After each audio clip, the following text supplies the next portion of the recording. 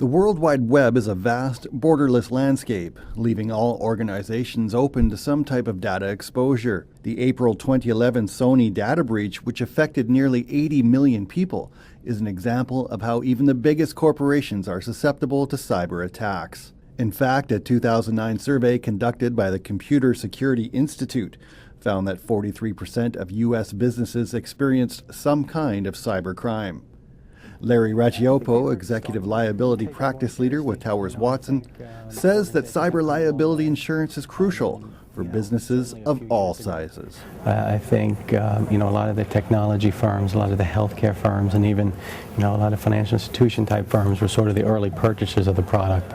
But really, when you talk about cyber liability, it really goes well beyond even those firms to really all industries of all sizes, because they do have a lot of data, and organizations probably have more data than they need, and in that regard they have a significant cyber exposure. According to the Towers Watson 2011 Risk and Finance Manager Survey, companies are obviously concerned with the data exposure, but it is the optics of the aftermath of the breach that concerns them most. Reputational risk is, by and large, their biggest concern, and so PR firm is something that these policies can assist with, and a lot of the other kind of triage to help in that regard. Legal counsel.